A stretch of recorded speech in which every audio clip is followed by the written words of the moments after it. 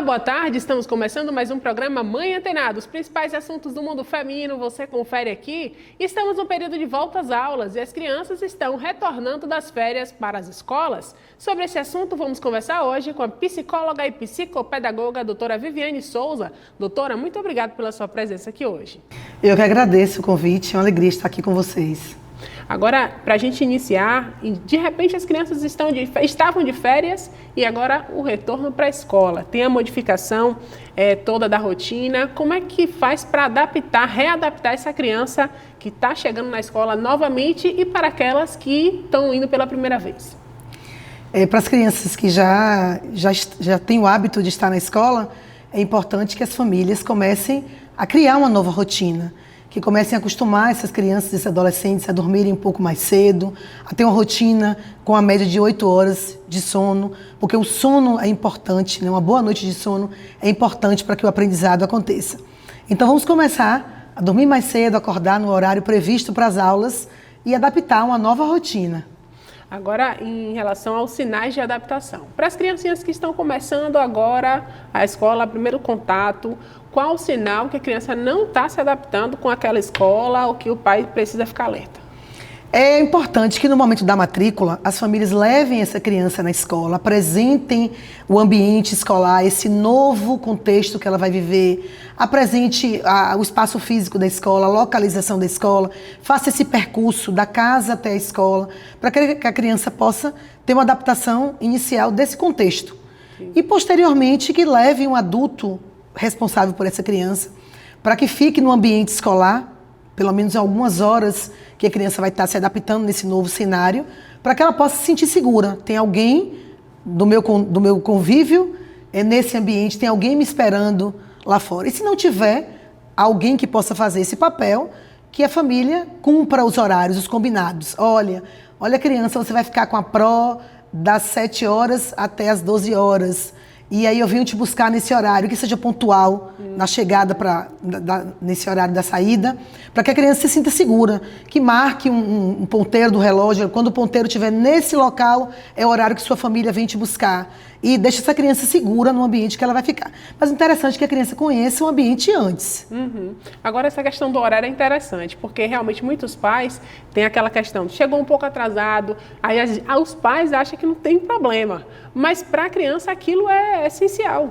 Com certeza, a criança precisa se sentir segura nesse ambiente que ela está e segura de que alguém vem buscá-la no horário combinado. Sim. Para que possa estabelecer uma rotina, a professora geralmente apresenta para a criança aquela rotina e está lá escrito que no horário de 12 horas, após tal atividade, a família vem buscá-la.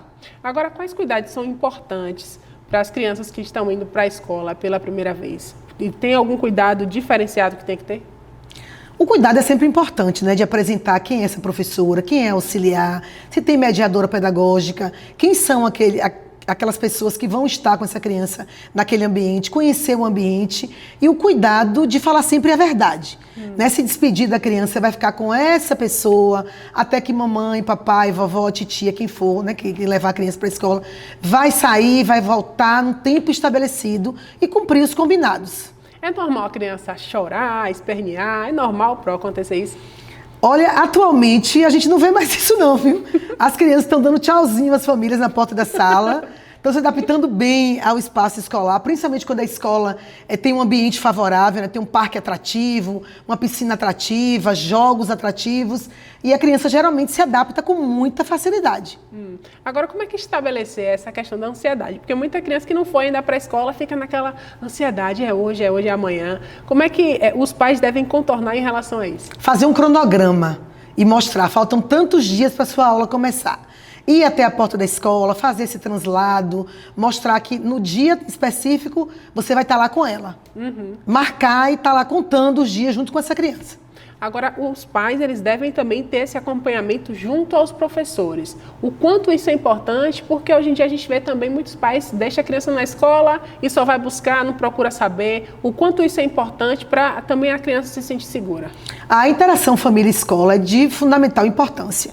A criança precisa se sentir segura no ambiente escolar, mas a família precisa mostrar essa segurança, mostrar que tem esse vínculo com a escola, que eles falam a mesma língua, que tem uma parceria ali nesse contexto. Agora, Pro, em relação a, por exemplo, as crianças que estão entrando agora na primeira infância, tem a questão do aprender a ler, do aprender a escrever. Os pais têm que fazer a atividade da criança para dizer que mandou feita. O quanto que isso prejudica no aprendizado da criança e na interação do professor também.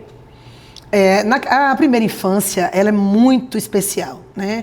A primeira infância é um contexto muito importante. As pessoas precisam entender isso. A criança não está indo para a escola só para brincar.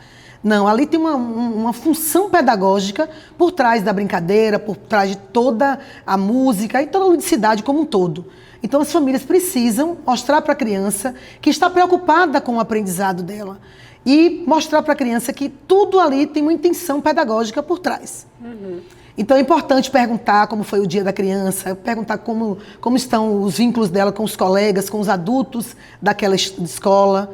Então, esse diálogo é muito importante. E o pai fazer a atividade do filho? Não pode. Deixa o filho aprender na escola e a família dar um suporte em casa.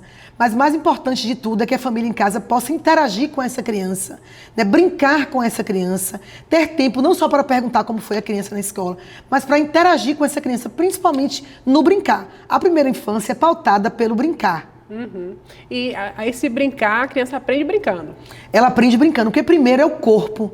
Né? A criança precisa experimentar, ela precisa vivenciar as atividades que proporcionem a ela o aprendizado, para depois se preocupar com a atividade no que diz respeito à escrita e à leitura propriamente dita, né?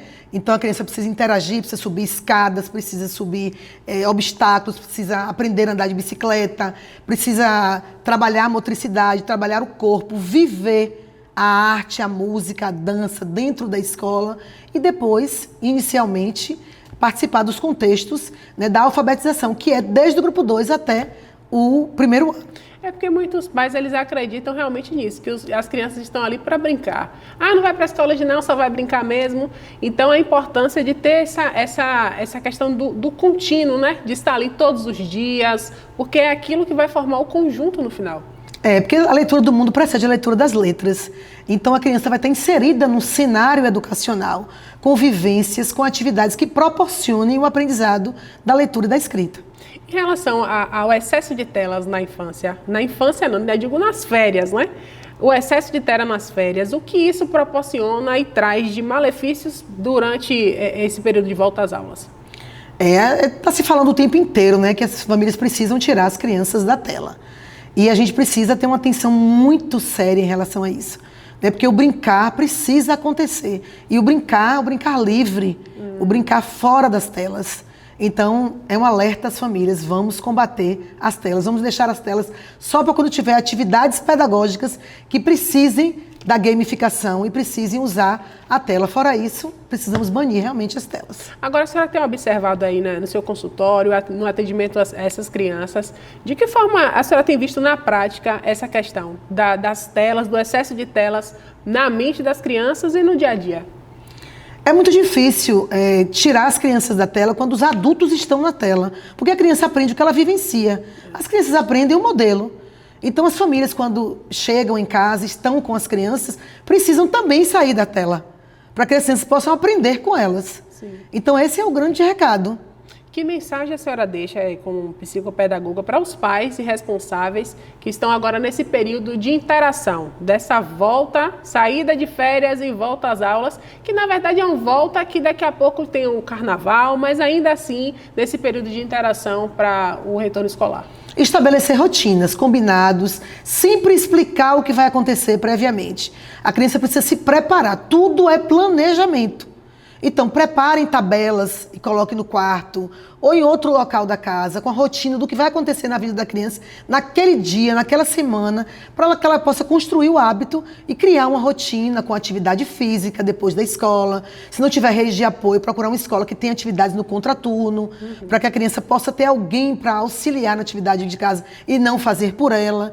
E deixar a criança com atividades também recreativas, E não só atividade física, mas atividade física, atividade recreativa, porque o brincar é essencial na primeira infância. Agora, uma outra pergunta surgiu aqui em relação no decorrer desse período escolar, ou as atividades. Que horário, por exemplo, que horário a criança ela deve fazer a atividade que é mandada para casa, no contraturno, no dia seguinte? Qual horário seria melhor? O ideal é sempre fazer a atividade depois que a criança almoça e que a criança descansa do almoço. Para que ela possa também ter um tempo livre. E aí, fazer atividade de casa numa tarde, preferência à tarde, se não tiver uma rede de apoio à tarde, que faça no horário que a família pode, né, mas que não seja muito tarde, para que a criança possa dormir cedo e ter 8 horas diárias de sono. É importante, o sono é essencial. Com certeza. As crianças precisam dormir bem, se alimentar bem, praticar atividade física, ter a saúde mental, saúde emocional em dia. Muito obrigada, doutora, pela sua presença aqui. Foi um prazer ter aqui você no Mãe Antenada. Eu que agradeço a oportunidade. Um grande abraço a todos. Eu vou fazer o seguinte, vou para o intervalinho, daqui a pouco a gente volta para falar sobre lancheira saudável. É já, fica aí.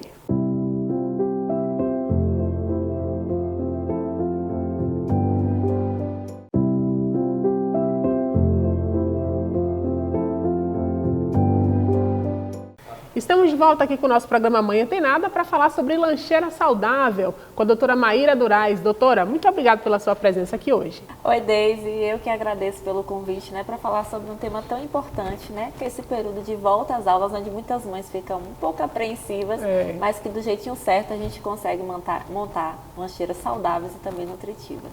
Agora, falando sobre essa questão, da lancheira saudável, e tem os vilões da lancheira, Mas assim, como inicialmente acostumar o paladar dessas crianças a um lanche saudável?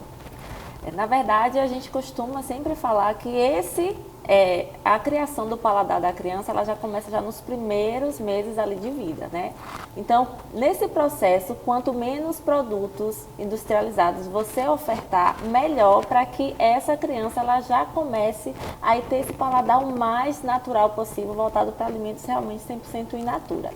Então, esse cuidado ele já começa desde a introdução alimentar, desde ali os primeiros alimentos que você começa a ofertar para essas crianças, Então, esses primeiros passos é que vão, ainda no período da infância, mas quando a criança já estiver ali na fase de realmente ir para a escola, é que vão ali identificar a escolha dessa criança, se ela vai ter o paladar mais voltado para alimentos mais naturais ou mais processados. A gente vê muito na internet que isso também começa já na gestação. O que a mãe se alimenta, é o que o bebê vai gostar, o que vai deixar de gostar. Isso realmente procede ou é mito?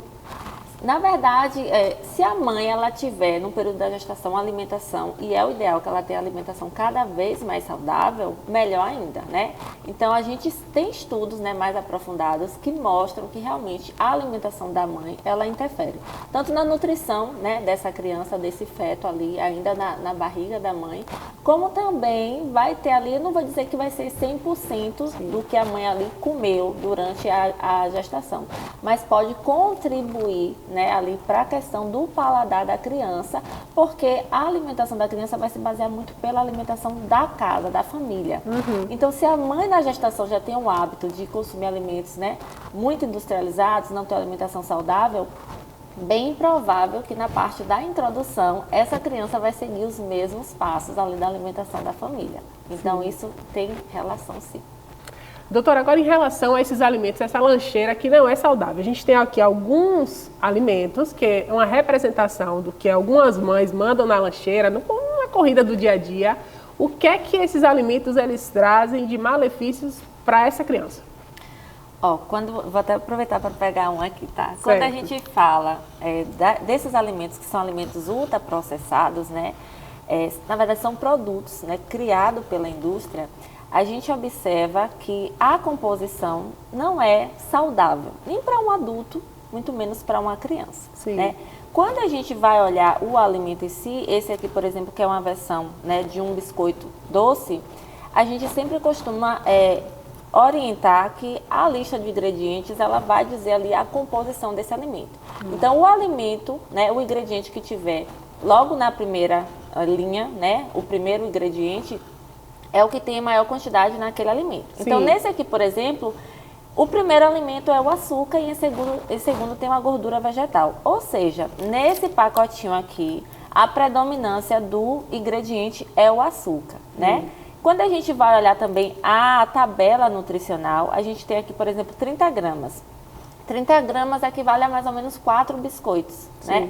Então, nessas 30 gramas eu tenho uma proporção de 19 gramas de açúcar. Então, é muito para uma criança, né? Então, 19 gramas seria isso aqui? Exatamente. Seria um copinho desse de café em apenas 4 unidades desse biscoito. Então, qual o impacto que isso vai trazer na vida de uma criança, né?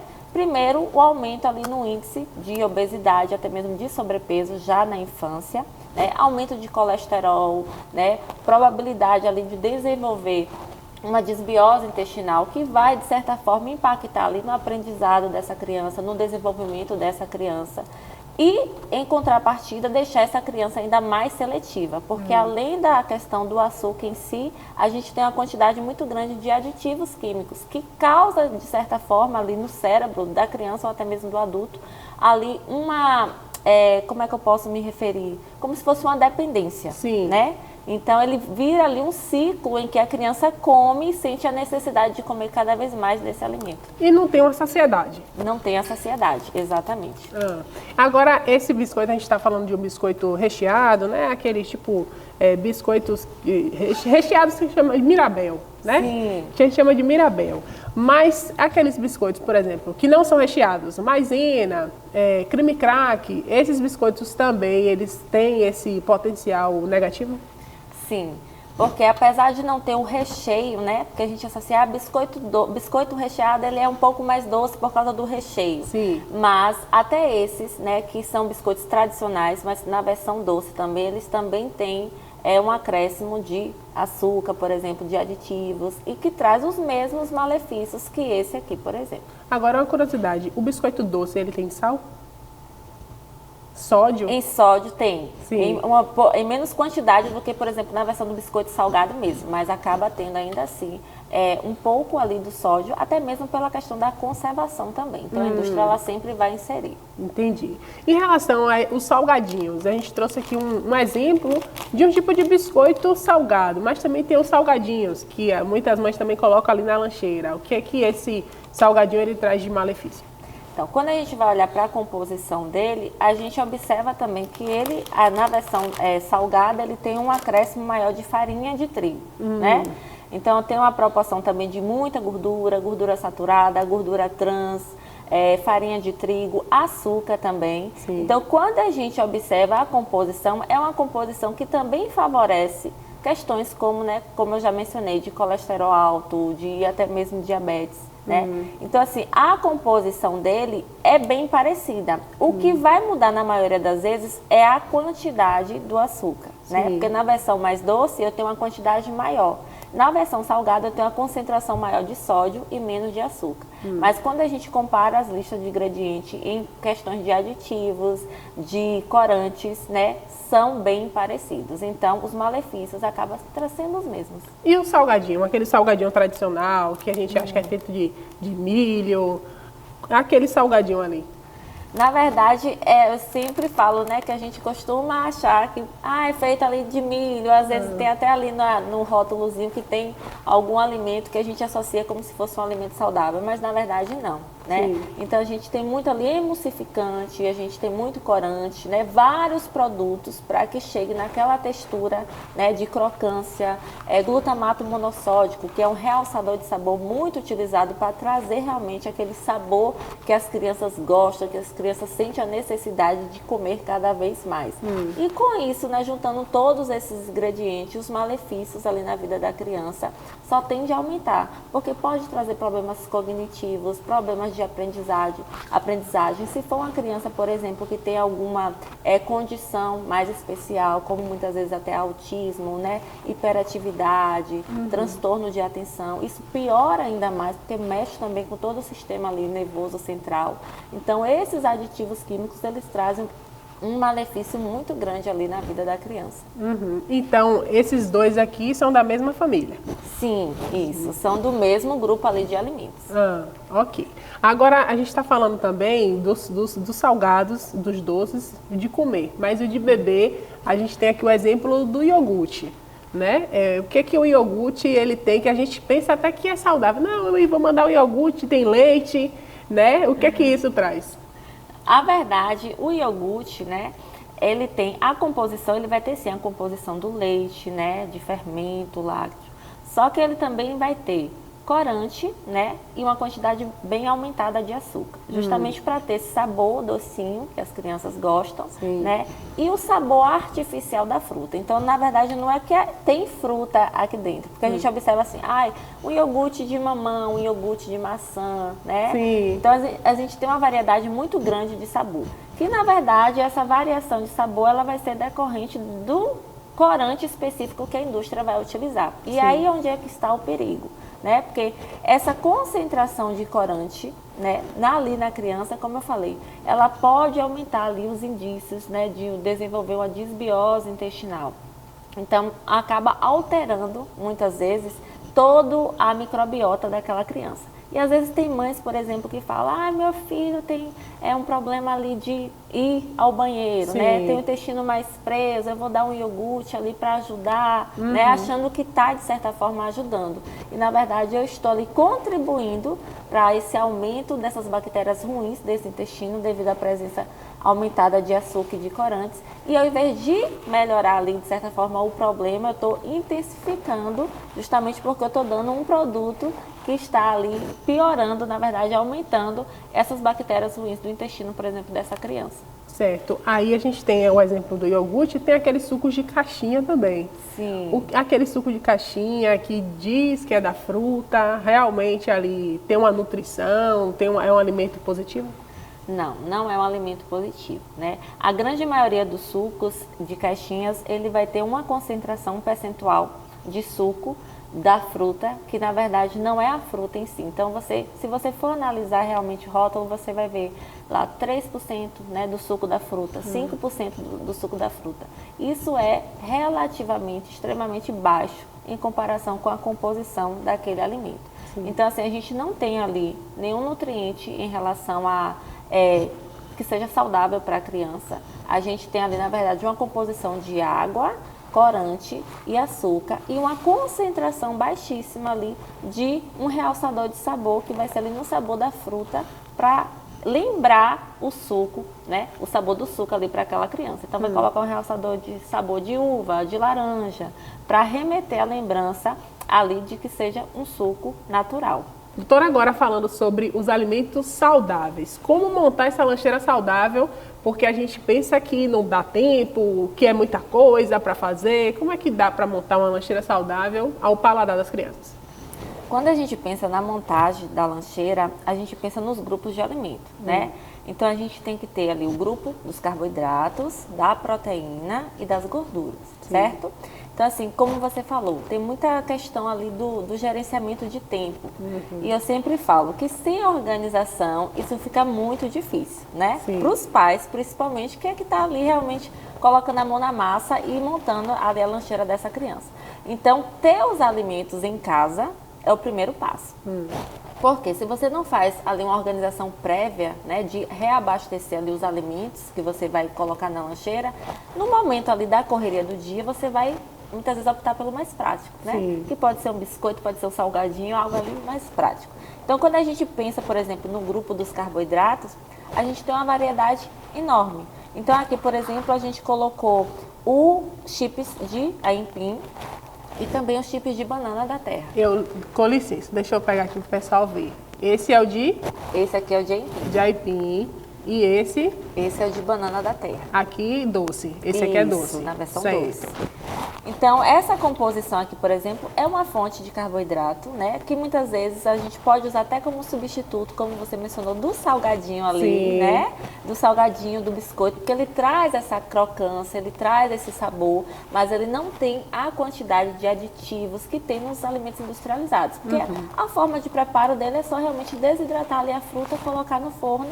Muitas vezes usa um temperinho natural, uma canela, no exemplo aqui na parte da banana mesmo, e pronto, tá pronto. Então é um alimento minimamente processado, né? É um alimento natural. Dá para fazer em casa, doutora? Dá. Sim. Só dá um pouquinho mais de trabalho, mas dá, né? Mas faz com antecedência, no final de Isso. semana. Você pode cortar bem fininho, né? Tanto ali o aipim como a banana, levar no forno, né? Pode colocar ali uma canelinha em pau por cima e vai deixar ali realmente desidratar aquela banana até ela ficar nesse ponto aqui que você vai observar que ela fica uma leve crocância. Sim. Certo? Então, assim, é uma composição que as crianças geralmente adoram, né? Prática, que você pode colocar, então a durabilidade dela também é muito boa, então é um alimento, se você for fazer em casa, por exemplo, você faz e ela dura 3, 4 dias tranquilamente, não estraga fácil, então é um alimento muito prático e versátil. E é gostoso, né? O paladar. Sim, exatamente, as crianças amam. Doutora, agora em relação às frutas, a gente trouxe aqui alguns exemplos, manga, uva, banana, tem outros exemplos também, mas eu acho que esses assim, são os preferidos da criançada, né? Sim. Como é que levar esses alimentos para ofertar? A gente tem aqui, por exemplo, a uva, né? Certo. Então a uva ela é um alimento super prático, né? Não precisa de muitas ali intervenções para colocar na lancheira da criança. Exceto quando essa criança ela é muito pequenininha, por exemplo, a gente tem que ter um cuidado ali como ofertar, né? Porque Certo. como a uva ela é assim mais redondinha, então se a criança é muito pequena, a chance de engasgo acaba sendo maior. Então o que eu sempre oriento, se é uma criança ali de mais ou menos 1 ano, 2, 3 anos, o ideal é você não ofertar assim.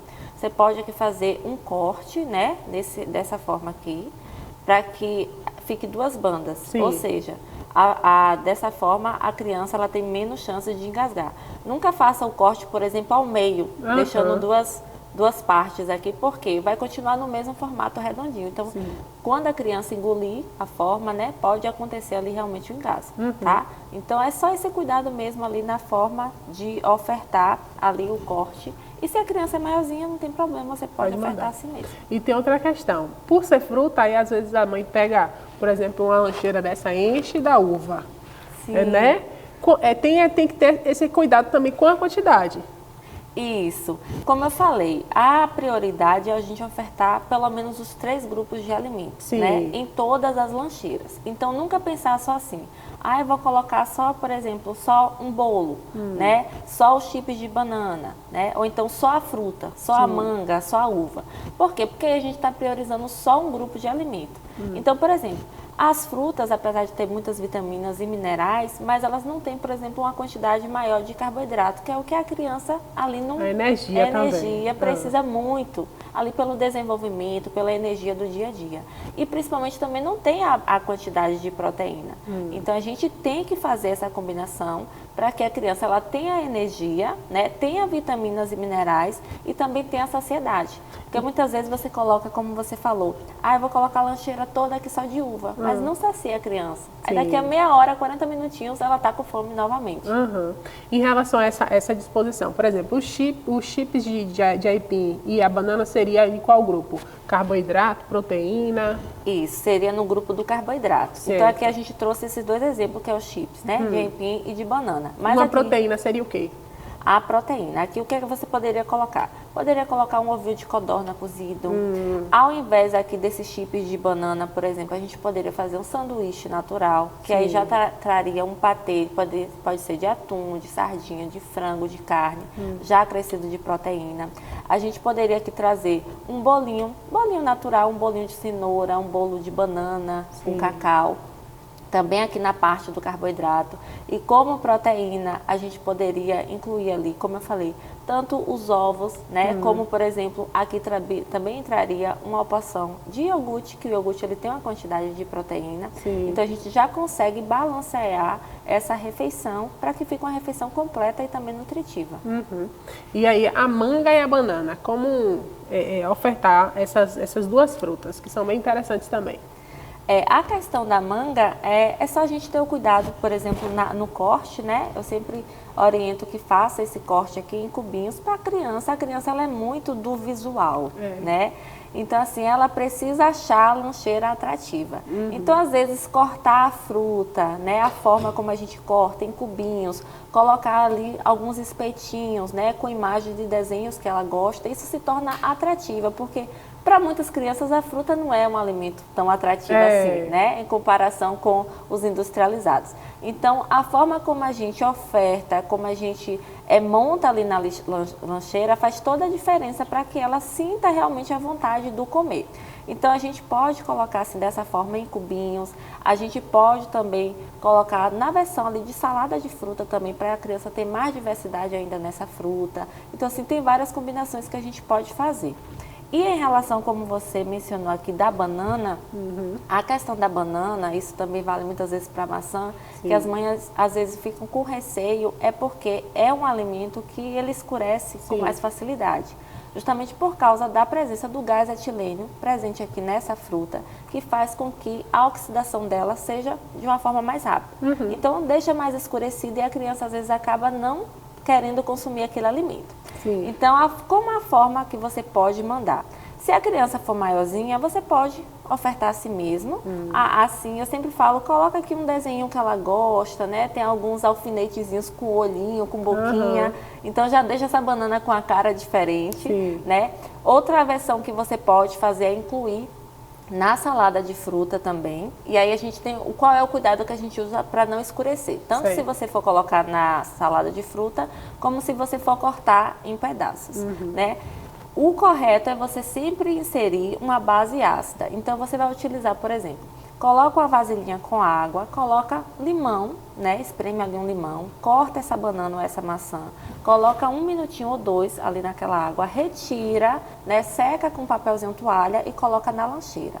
Então, o ácido cítrico e o ácido ascórbico presente ali no limão, ele vai retardar a oxidação dessa fruta e vai fazer com que ela mantenha ali sua textura e sua coloração por muito mais tempo. Então, a gente consegue manter ali a fruta na versão, né, tradicional, na cor, e isso faz com que a criança ela acabe consumindo com muito mais facilidade. Para a gente encerrar, eu queria falar sobre o suco. A gente falou do iogurte, falou do suco de caixinha. Desses alimentos todos que a gente leva para a criança na lancheira, ainda precisa de um suco? O suco da fruta? Eu sempre falo que não é obrigatório, né? Então, assim, se a gente puder sempre priorizar as frutas, melhor ainda. Mas, um exemplo, às vezes a criança não quer consumir a fruta todo dia. Então, a gente pode ir diversificando. Vamos supor que a gente tenha colocado aqui um sanduíche natural. Aí, a gente entra com um suco de fruta, né? Natural. Então, assim, não é que toda lancheira de todo dia tem que ter a fruta, não, tem que ter o suco. Mas a gente pode intercalar. Um dia fruta, um dia suco, outro dia água, contando que a gente consiga montar, né, esses grupos aqui de carboidrato, proteína e vitaminas e fazer uma lancheira ali bem nutritiva. E o suco ele entra como opcional ou não. Só uma última pergunta, né? Surgiu mais uma dúvida. Em relação à pipoca.